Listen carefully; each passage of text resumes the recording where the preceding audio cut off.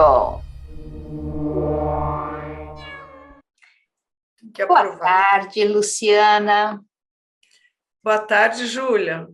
Muito obrigada pelo convite. Eu adoro, antes de qualquer coisa, antes de ensinar, é um prazer imenso estar aqui de volta com você, a gente batendo um papo gostoso, Júlia, né?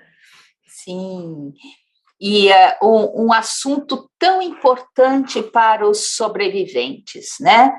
Que sofrem. E da onde vem esse sofrimento? O que dói na gente quando a gente sofre? Isso que você falou é importante, porque a gente não, né, não só sobreviventes, eu percebo que o ser humano ele tem uma tendência a repetir padrões, né? E esses padrões é como um molde, que esse molde é formatado na nossa infância, no ambiente lá, com as figuras parentais, né? Então, por exemplo, se a gente teve pais que nos exploraram, que nos trataram mal, parece que o nosso campo emocional ele forma esse molde, né?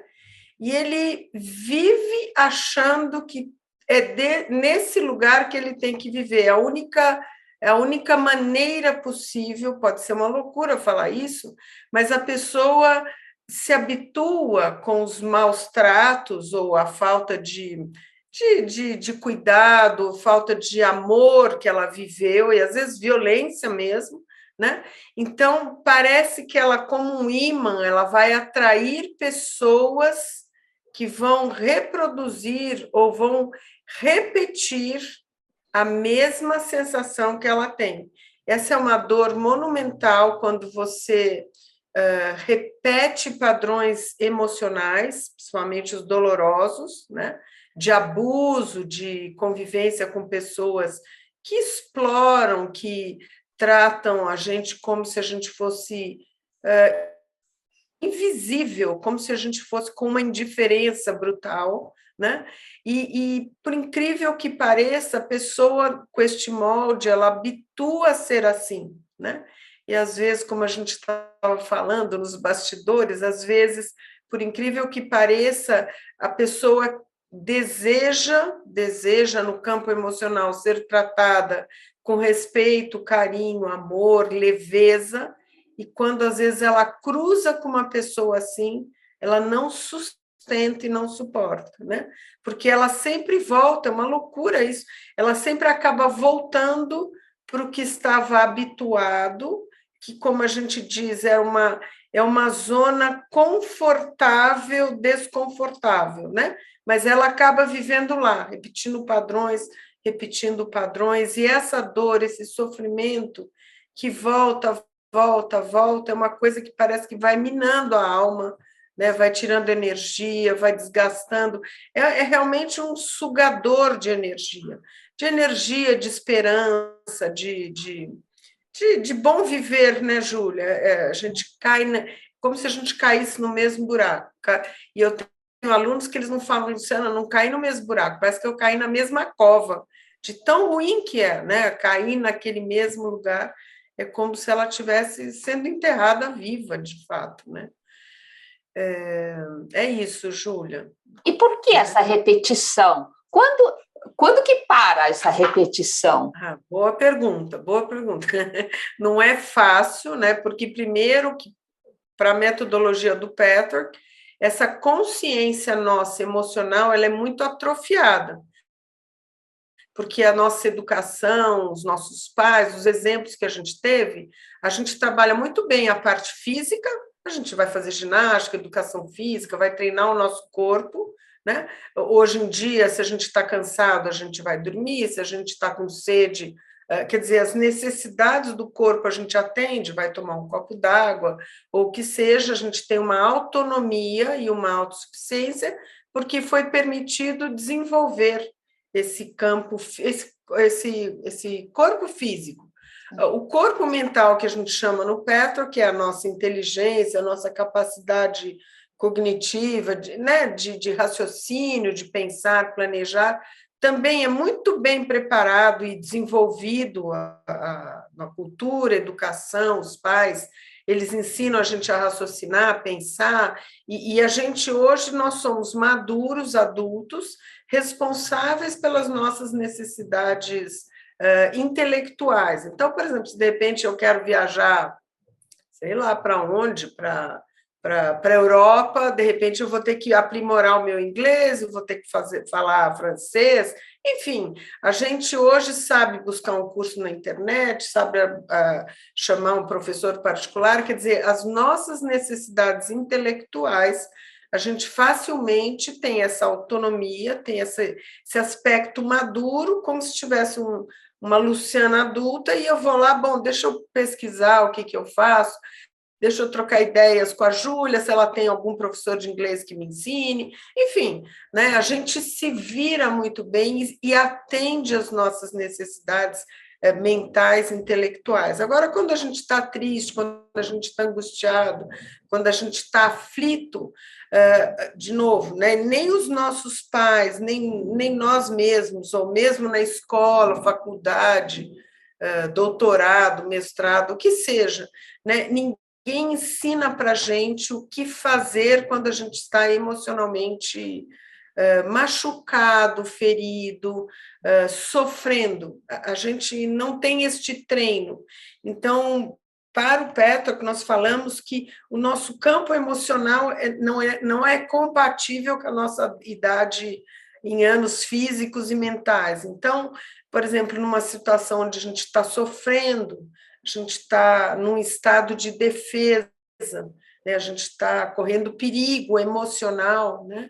A gente, em vez de estar na nossa maturidade, clareza e lucidez para nos salvar ou para achar uma solução mais compatível, mais real, né, mais madura, a gente volta para aquele campo extremamente atrofiado, que é por isso que a gente fala também que a gente tem uma imaturidade emocional, e a gente, toda aquela autonomia e autossuficiência, como a gente se comporta como adultos na parte física e emocional, física e mental, a gente é incapaz de nos atender e nos suprir e nos amar. Na realidade, é um ato de amor, nos amar, nos acarinhar, nos escutar, né? Atender às necessidades emocionais, dar um conforto, né? A gente consegue muito bem fazer isso.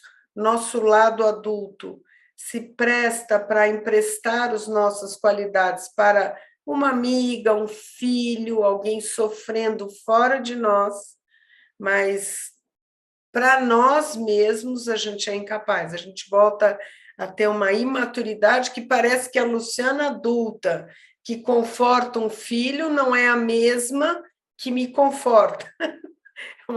Uma coisa de louco isso, né? Dá realmente dá um desespero neste lugar, porque você fica entregue ao seu sofrimento de uma forma extremamente passiva até, porque como se a gente tivesse de mãos atadas, porque a gente não sabe como tirar a gente daquele lugar.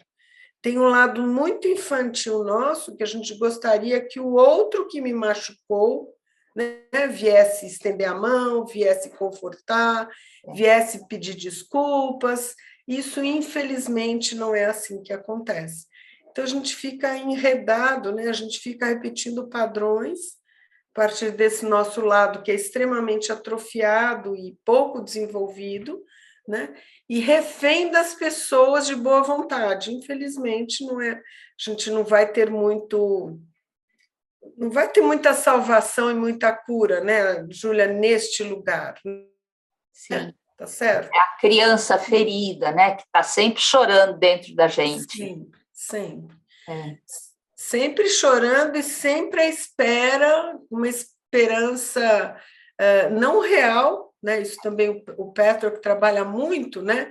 Porque foi legal você falar esse termo criança, porque realmente hoje, como eu digo, eu tenho a minha idade física, cabelos brancos, eu tenho uma inteligência mais ou menos compatível, né? Pelos estudos, pelos cursos que eu fiz pela experiência, da vida, eu hoje me comporto como uma adulta, mas emocionalmente a gente fica naquele campo atrofiado, uma senhora de cabelos brancos se comportando como uma criança, esperando que alguém lá fora nos salve. Então, a gente entra num estado que talvez seja um dos estados mais dolorosos, que é o estado do medo, da impotência e da repetição, né? A gente fica num estado de refém. Esse estado de refém é horrível, porque parece que, como uma pessoa refém num cantinho, ela não sabe o que fazer, ela não encontra saída para aquela situação horrorosa que ela se encontra, e o que é pior, essa situação, como a gente estava falando, ela se repete muitas vezes na nossa vida, né? Então, é um estado de ficar refém, dependente emocionalmente de um bom salvador que tem uma consideração, um respeito por nós, né? Então, é um estado muito ruim, é um estado muito sofrido nesse sentido, né? E o abusador aproveita exatamente disso, né? O abusador, a abusadora, sabendo dessa dor da criança ferida, essa pessoa aparece como a salvadora da pátria, né? Sim. Oferecendo exatamente aquilo que aquela criança está esperando. E, obviamente, é uma mentira, porque, como você mesmo falou, não existe, ninguém pode dar isso para a gente que tem que criar, né? Exatamente, e as pessoas, os psicopatas, narcisistas, eles, na realidade, eles não têm amor para dar, né? Mas eles fingem, né? Eles fazem uma dramatização, uma encenação, melhor falando, uma encenação, porque parece que eles são hábeis em perceber a forma específica que a gente tem aquelas vulnerabilidades amorosas, de afeto, parece que ele tem um radar, um scanner, que ele descobre exatamente como a gente se deixa seduzir, né? E neste lugar que a nossa parte imatura, a criança, se deixa seduzir, ela cai nesse lugar de manipulação, né? E ela não sabe se tirar de lá, né? Para tirar de lá, como você falou, só com muita consciência, muita terapia, muito olhar, né, nessas situações repetitivas. Infelizmente, a gente às vezes aprende pela dor, Júlio.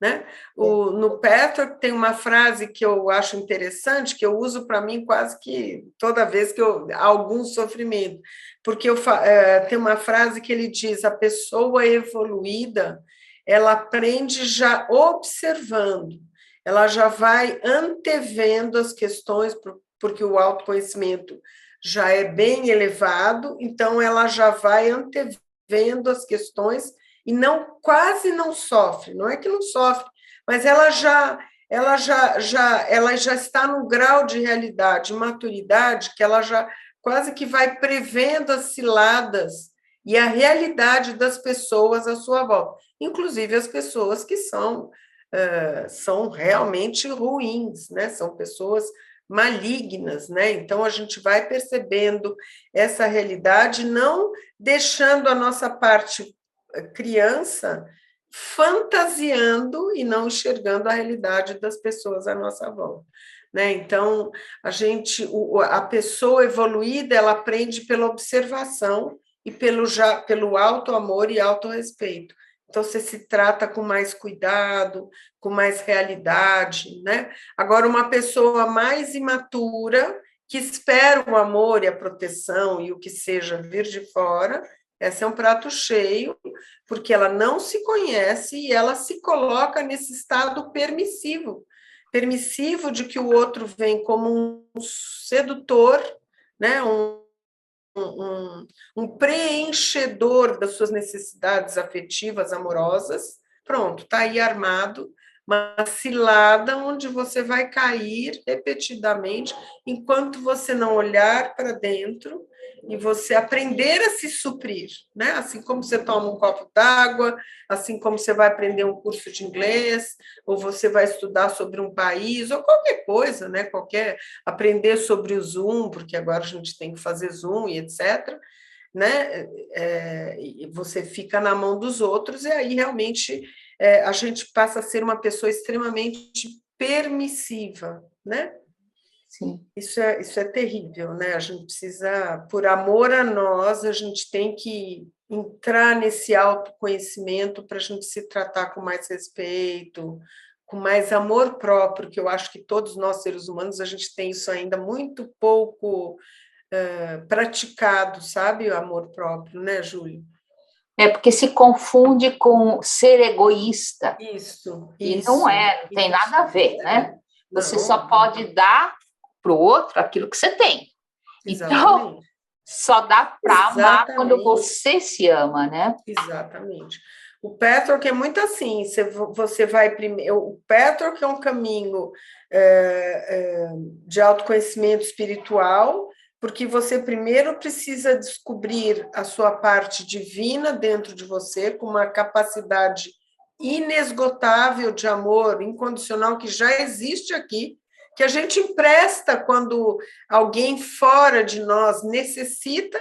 A gente sabe ser amoroso, sabe dar escuta, a gente sabe dar abraço, a gente sabe dar, né? A gente exerce a nossa melhor parte amorosa, adulta, espiritual para os outros, né? Agora, a gente tem uma incapacidade, como eu falei, brutal de voltar isso para a gente. Então, o caminho do Petroc, ele fala muito desse egoísmo saudável e necessário.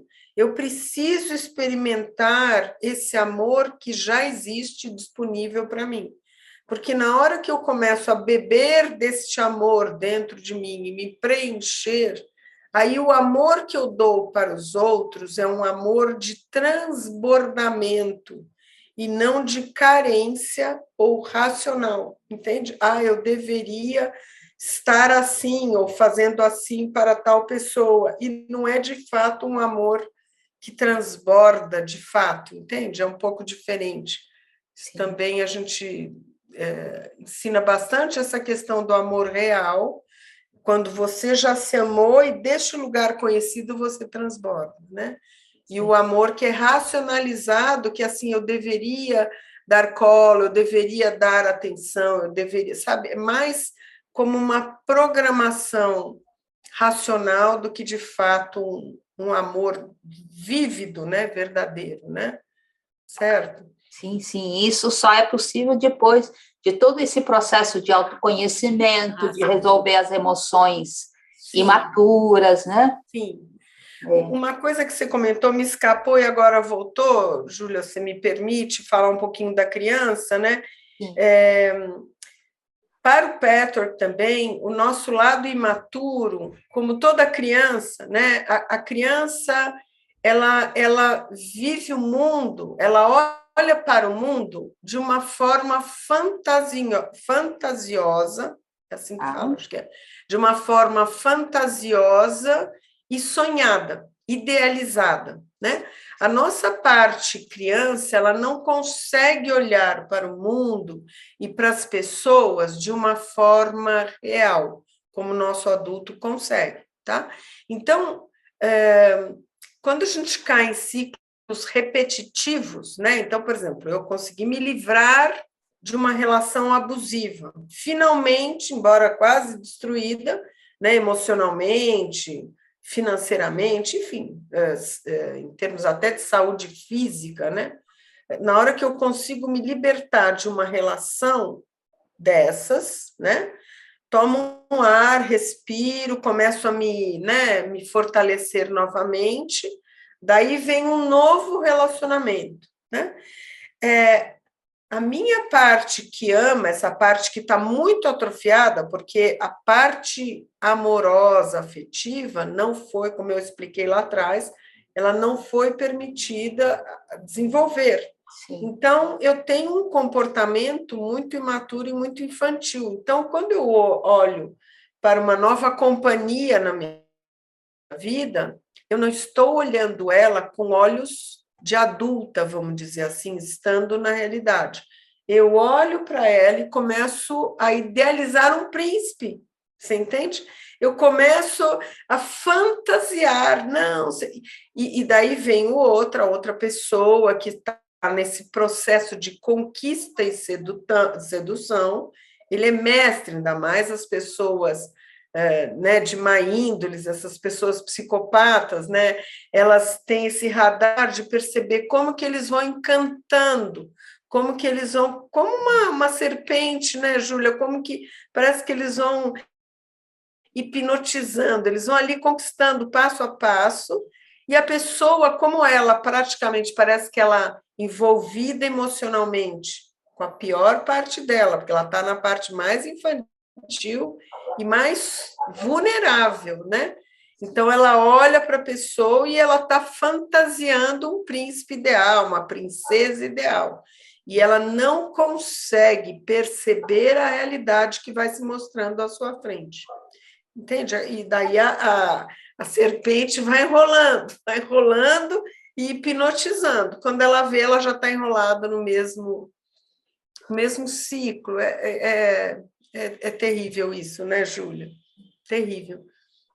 É isso que eu encontro no consultório, né? Pessoas que caem de novo e de novo e de novo na mesma armadilha. Sim, Principalmente pessoas que cresceram num lar assim, né?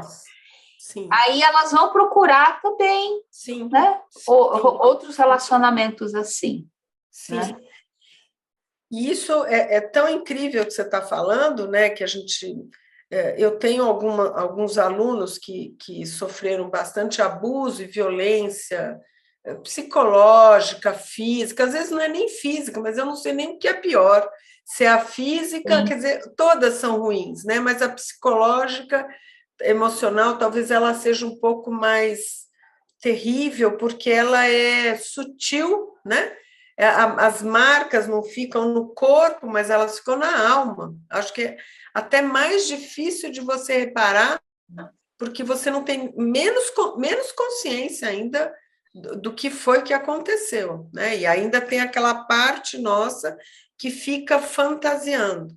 É muito interessante também outra característica da criança, né? A nossa parte emocional pouco desenvolvida, que a gente também fala criança, é que às vezes a criança ela ama tanto a figura parental, que pode ser o pai ou a mãe, ela ama tanto essa figura muito mais do que ela ama a si própria, né? Então, quando a gente ama alguém nesse estado imaturo, a gente vai para aquela fantasia. E o que é pior, meu pai, minha mãe devem estar certos, eu sou uma menininha ruim. É uma distorção total, porque o amor que a gente tem aos outros não consegue trazer um raciocínio de adulto, maduro, que consegue discernir, né? Pô, mas essa pessoa é ruim, ela está me fazendo mal, ela está me pondo para baixo, ela está dizendo que eu não sou nada, que eu não tenho valor algum. Será que isso é verdade? A gente não tem essa maturidade e essa lucidez nesse campo emocional que está atrofiado. Então, é uma situação horrível, porque a gente sempre vai, por amor ao outro, figura parental, a gente vai estar num lugar onde sempre o problema é porque eu sou ruim, qualificada, eu não tenho alto valor, eu não tenho. A gente acredita, né? A nossa criança interna acredita que ela enfurece o pai, ela que enfurece a mãe, ela que é uma menininha ruim. Então é tanta distorção. Por isso, Júlia, que eu sempre falo com meus alunos, o autoconhecimento devia ser ensinado na escola antes de aprender a ler e escrever. De fato, a gente deveria ter uma matéria, deveria ter alguma realmente nas escolas, né, ou mesmo em casa, né, deveria ter essa reflexão para que a gente minimamente, a nossa parte emocional fosse se tornando, amadurecendo, né, para que a gente hoje seja um ser adulto, física, mental e emocionalmente, que nas épocas de crise eu esteja o mais lúcida possível, eu esteja na minha parte mais madura, por amor a mim, eu faço escolhas mais saudáveis, mais adequadas, né? A gente vai estar em outro grau de fazer escolhas e etc, né? Mas primeiro a gente precisa mudar esse amor que eu tinha pelo outro, agora a gente começa a ter amor por mim. Sim. Então, quando a gente finalmente começa a se amar, não aquele amorzinho, né, que já está até desgastado, mas um amor imbatível de você por você, a gente começa a não aceitar pessoas que nos desrespeitam. A gente está em outra qualidade, sabe? A gente está em outra energia. A gente não permite mais que pessoas nos muda, parece que muda uma chave interna que a gente não aceita, não permite mais que as pessoas fora de mim me tratem menos, né? Não sei se e aí, isso é feito por integridade e não por vingança, né? Exatamente. Se for por vingança, não funciona. E por liberdade, eu adorei isso que você falou, exatamente isso, por amor a si, por integridade e liberdade. Por liberdade, isso que eu falo, a gente já não fica mais no embate com uma pessoa que não. Que adianta, vai ser palavras jogadas ao vento, falar de compaixão, de amor, de respeito, para uma pessoa que esses valores não faz parte da vida dela. Isso. Então, a gente está jogando tempo, energia, inteligência e palavras ao vento. Não faça isso. Uma pessoa que está nessa integridade, ela pega, levanta de um lugar onde ela não está se sentindo bem, ela pega, tem um belo dia que ela fala, chega, ela pega, levanta, vira as costas e vai embora, não precisa falar nada. É uma liberdade monumental, né? É Sim. Maravilhoso. Esse é o alto amor que eu falo, né? Sim, não por entre as várias emoções, né? Que as pessoas, que nós quando crianças sentimos e acabamos engolindo, porque é feio, vamos dizer, é feio ter raiva, né? Sim. E aí vai engolindo o resto também, não dá para só engolir a raiva, né? Sim, Júlia, que coisa, né? A gente teve tantas, mas também a gente não vamos ficar lá julgando, mas isso que você falou é verdade. A gente foi treinado, engole o choro. Eu lembro quando eu começava a namorar na minha vida, eu ouvia dos meus pais, não demonstra que você está apaixonado, senão o outro te explora. Né? Esconde o amor, né? Esconde a verdade. Não chore, engole o choro, engole a raiva. Então, por isso que realmente não foi permitido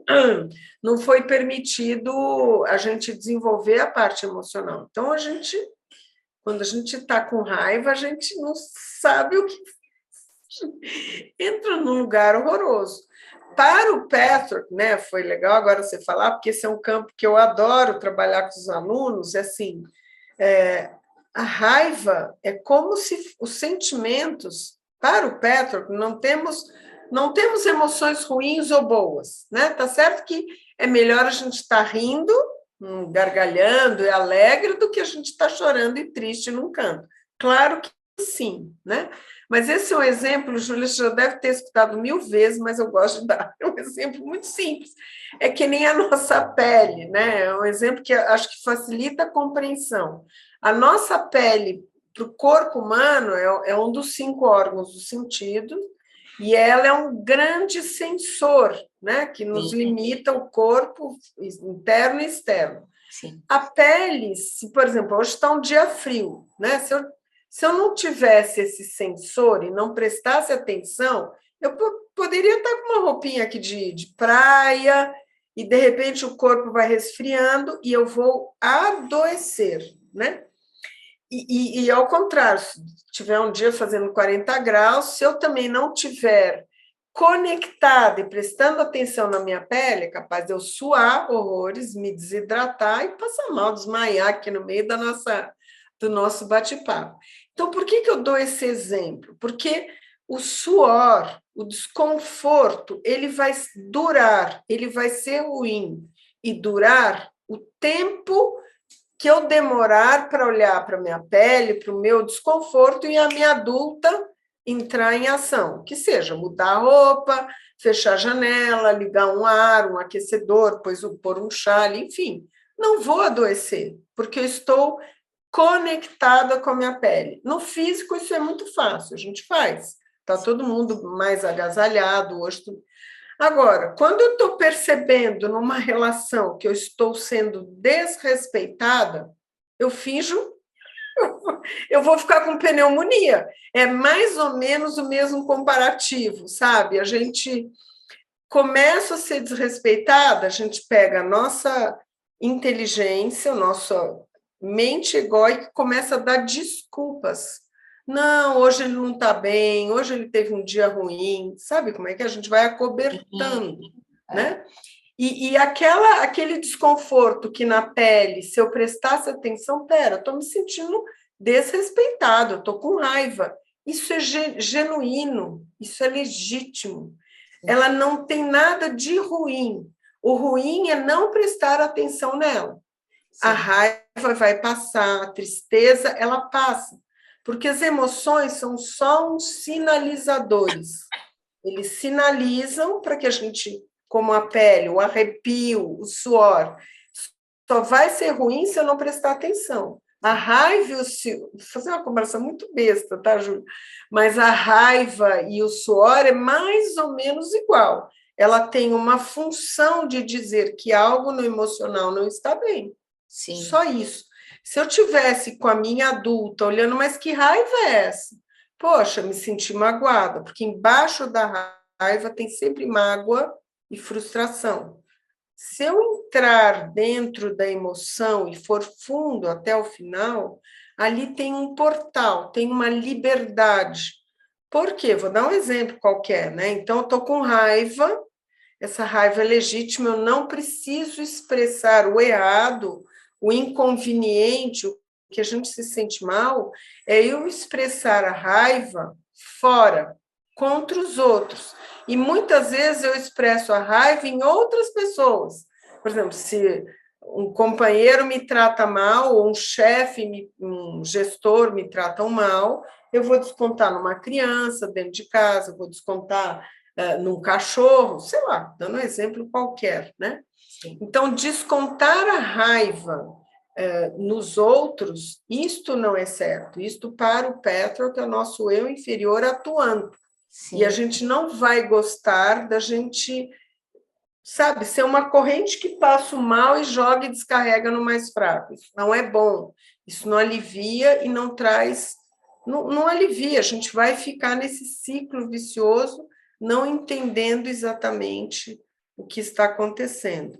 Então, o amadurecer a emoção é a gente sustentar a raiva. O que a raiva quer me mostrar? Assim como o suor. O que a raiva quer me mostrar? Ó, me senti frustrada, me senti magoada. Magoada por quê? Porque eu fiz um belo trabalho, entreguei o trabalho para o meu gestor e ele pegou meu trabalho e jogou no lixo. Pô, me senti desvalorizada, me senti falta de reconhecimento, falta de respeito, né? Sim. E isso, para mim, são valores importantes. Pronto. Não tem nada a ver com amor, não tem nada a ver.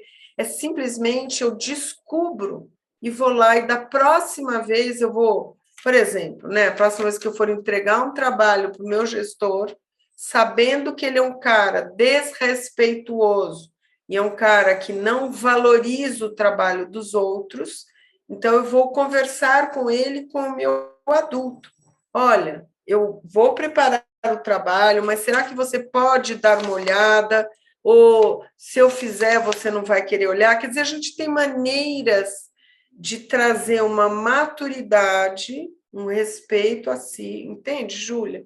Então, as emoções não são ruins, e quando a gente rapidamente perceber a emoção e buscar a causa legítima lá embaixo, né, que a gente não tem essa habilidade, e colocar a minha parte adulta para reparar, para ver como lidar com este valor que não está sendo considerado, daí a gente vai se tornando mais madura emocionalmente, mais responsável pelo seu bem-estar emocional e não dependendo dos outros. Entende isso? Isso é uma liberdade monumental, né? Ótimo. Então, você está começando a mostrar para os nossos sobreviventes o caminho para sair desse atoleiro, né? Sim. Se conhecer. E justamente o que a gente não faz é entender porque eu estou... Né, fazendo essa analogia com a pele de novo.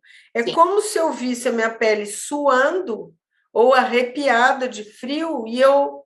Ah, que interessante, né?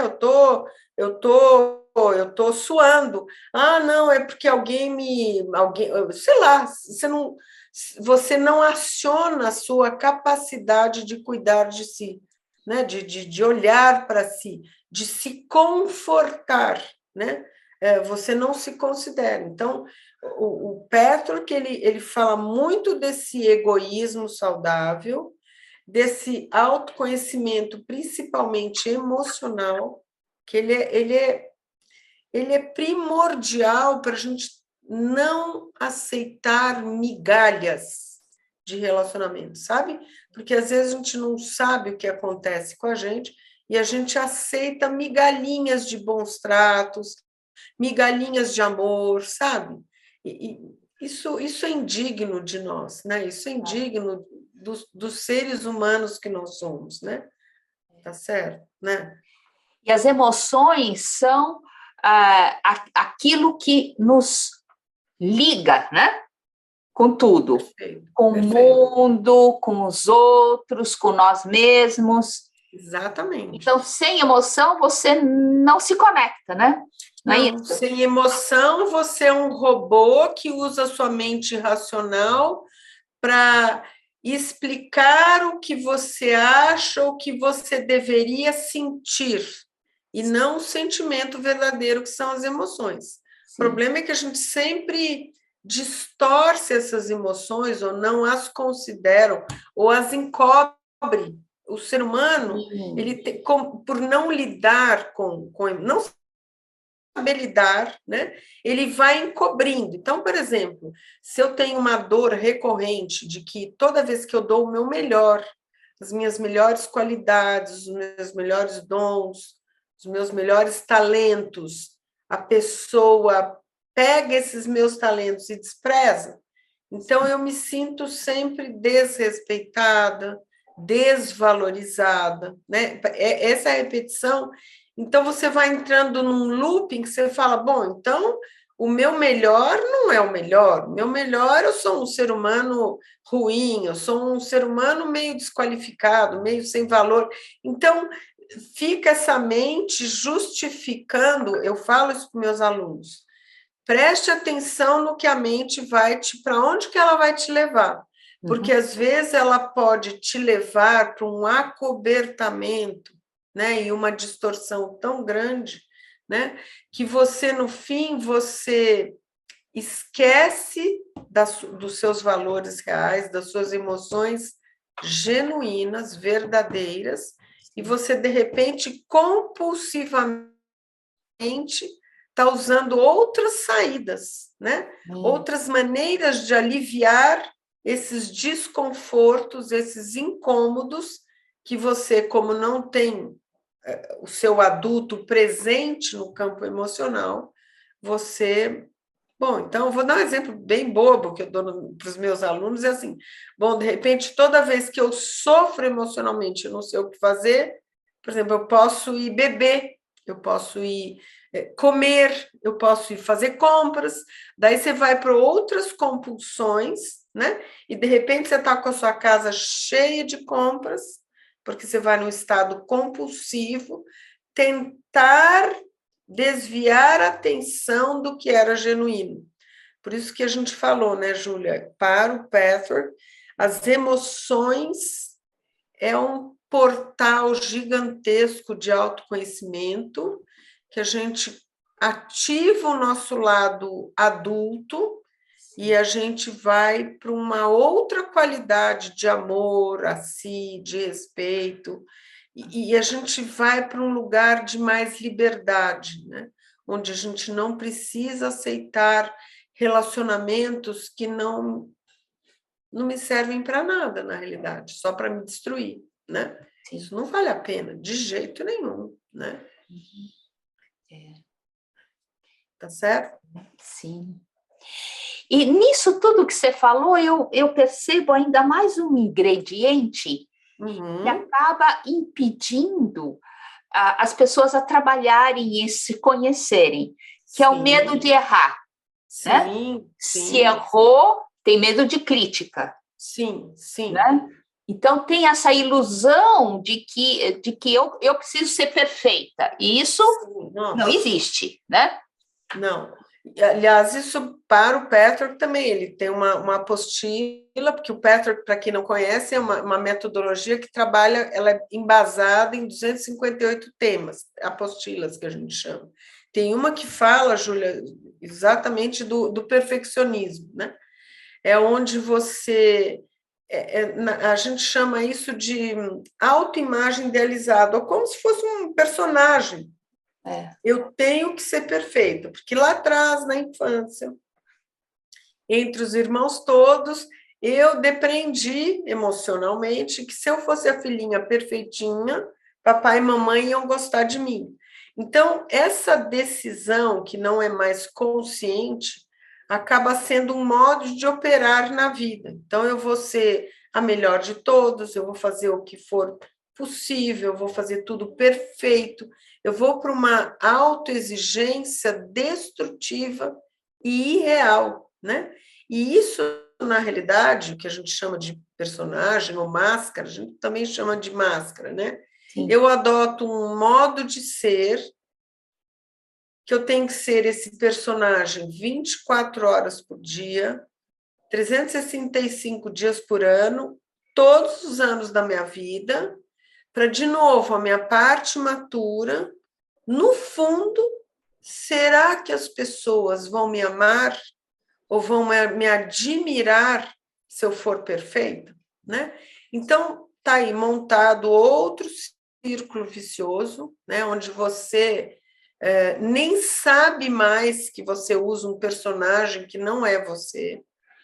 Todos nós temos um lado que a gente vai fazer o que tem que ser feito, o melhor. A gente vai substituir essa palavra perfeito por Luciana, vai se empenhar e fazer o melhor que eu posso. Ponto. E neste lugar eu relaxo, né? Entende? Não numa crueldade que você tem que se impor, ser perfeita, dar conta, não pode errar. Nós somos humanos, faz parte da nossa, como é que fala? Do nosso estado de ser humano é passível de erro, a gente erra. E justamente no Petro, através dos erros, é que vem os grandes aprendizados, né? Então, não vamos viver no eu real e não na ilusão, enfim, né? Se a gente viver na realidade do que é possível, o melhor possível, né? Nesse lugar já dá muito alívio, já dá muita liberdade, já dá muito bem-estar, né? Sim. Certo? Puxa, a gente poderia falar muito mais, né? Mas nós já estamos nos aproximando do final. Não tem fim, né? A gente faz. Vamos marcar outro, Júlia, eu estou à disposição. Vamos, o assunto não termina de jeito nenhum, né? E eu vou pedir para as pessoas que estão assistindo a esse vídeo colocarem nos comentários quais são os assuntos que elas gostariam que a gente abordasse. O que você acha? Né? Eu acho fantástico, porque isso que eu falo até para os meus alunos, agora eu estou começando a fazer live com muita dificuldade. E assim, a minha cabeça tem um monte de conhecimento, né? Porque eu já estudo esse Patrick há 20 anos. Mas eu vou falar numa live sozinha para mim, eu vou escolher um tema para mim. É estranho, né? Agora, foi ótimo você ter falado isso, Júlia, porque eu, pelo menos, gosto muito mais de estar respondendo, falando, ou abordando um tema que vai ajudar as pessoas, porque elas estão pedindo isso, do que eu inventar, ai, deixa eu falar hoje sobre isso. Não.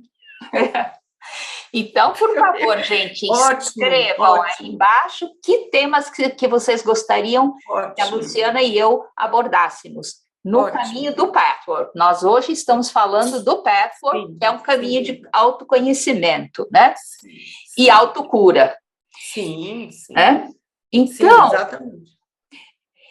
Luciana, vamos chegando à conclusão, e eu gostaria que você falasse como, então, lidamos com essas dores de crescimento emocional e como nós chegamos ao amor maduro. Ai, assim, olha, Júlia, se você me pergunta isso, eu fico pensando o que eu vou responder, né? Mas, assim, do fundo do coração, o que eu acho que também a gente não tem esse aprendizado, né? É que falar assim auto-amor, às vezes é uma palavra tão esvaziada, mas eu vou falar talvez acolhimento, sabe? Sim, Eu acho que tudo começa com autoacolhimento, né? Se eu não estou bem, por favor, pessoal, pare 5 minutos no seu dia, vai para o banheiro, se tranque no quarto, fique só, vai para o jardim, né? Eu brinco com os meus alunos, nem que vocês estão no ambiente corporativo, não pode, vocês não fumam, fala que vocês vão fumar lá fora. Respirar um pouquinho, colocar uma ordem aqui dentro. O que eu estou sentindo? O que eu estou sentindo? Por que eu estou com esse sentimento? Não se abandonem mais. O problema é que a gente se abandona, a gente disfarça, como eu falo, a gente põe batonzinho, põe mais máscara e pó de arroz ainda, né? Então, vai na contramão do autoconhecimento e do amadurecimento emocional e espiritual, né? Então, a palavra que eu deixo, Júlia, eu acho que é ficar conectado, principalmente com o campo emocional que eu estou sentindo. Não jogue isso embaixo do tapete, que é o que a gente faz. Acolha, porque eu tenho certeza, isso é uma coisa que me impacta muito. Se fosse uma criança, um amigo, um colega de trabalho ao meu lado, sentado na minha cadeira, que começa a chorar, começa a sofrer, levanta da minha cadeira a minha adulta e vai acolher o outro. Vocês concordam que a gente sabe? Eu não preciso ensinar para vocês acolhimento, eu preciso ensinar autoacolhimento, porque para os outros a gente é tão prestativo, a gente é tão solícito. É ou não é, né, Júlia? A gente vê as pessoas estão, né, elas estão num momento difícil, numa crise, mas se tem alguém que elas amam, não é qualquer pessoa também, não é um passante ali na rua que eu não tenho a menor ligação afetiva, amorosa, não é isso que eu estou falando, mas se é alguém que é importante para você, imediatamente, num piscar de olhos, levanta-se a Luciana adulta e eu vou acolher, escutar, e às vezes o que a pessoa quer é só isso, ela não quer palpite, ela não quer falatório, ela quer uma presença amorosa ao lado, só isso, né? E a gente não faz isso, a gente vai, né? Volta para o computador, né? Cadê o acolhimento a si, né? Então é isso. O que eu posso falar mais? Mas eu acho que esse autoacolhimento que a gente sabe fazer com os outros, que, por favor, né, nem que for 5 minutos que vocês se acolham, que eu estou sentindo, que eu posso fazer por mim, é uma tentativa de chamar o meu adulto. O que eu posso fazer por mim nesse momento difícil? A gente fica inventando umas técnicas práticas, né? Eu falo para meus alunos, escreve um script para na hora que você estiver sofrendo, para você, não, agora tem que ficar quietinho, agora tem que perguntar o que eu estou sofrendo. Coisa assim, desse jeito, né? Mas não é fácil, Júlia, não é fácil, mas a gente consegue. É. que a gente E uma consegue. coisa que você falou, que acho que dá para incluir aí e fechar, e você falou, para a gente se livrar da dor, a gente tem que se permitir senti-la. Senti-la, perfeito. E aí você sente até o fim, e aí até o final. Né?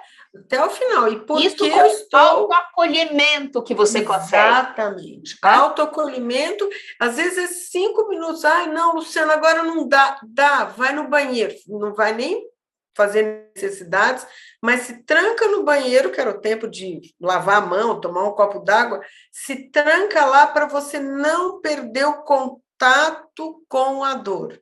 A dor, entendam, ela é um portal. Algo lá dentro de vocês, desse mundo que a gente chama da criança, foi atingido, foi machucado, não perca a oportunidade, não acoberte, não disfarce, não desconecte. É por isso que a gente é tão vulnerável na mão dos outros, porque a gente, né, fica assim perdido, não sabe o que acontece com a gente, né? Enfim, Júlia. Tá ótimo, Luciana. Nossa, como é bom conversar com você. Esclarece, muito bom, adoro horizontes. Adoro as nossas conversas, que é bom que uma vai puxando a outra, né, Júlia? Adoro. Isso. Adoro, muito bom. Então, a gente espera as sugestões, os pedidos, e perfeito. Logo mais faremos outro vídeo. Tá com bom? certeza, perfeito. Gente, muito obrigada, né? Muito obrigada, Júlia, muito obrigada pela oportunidade, pelo convite. Você sabe que eu estou sempre à disposição, só você ver aí os comentários, vamos lá, vamos ajudar, né? Vamos ajudar. Sim. Porque também ajudando os outros, a gente se ajuda também, né, Júlia? Né? Faz muito bem, né? Tá certo? Então, até uma próxima. Até. Tchau, tchau, pessoal. Tchau, tchau.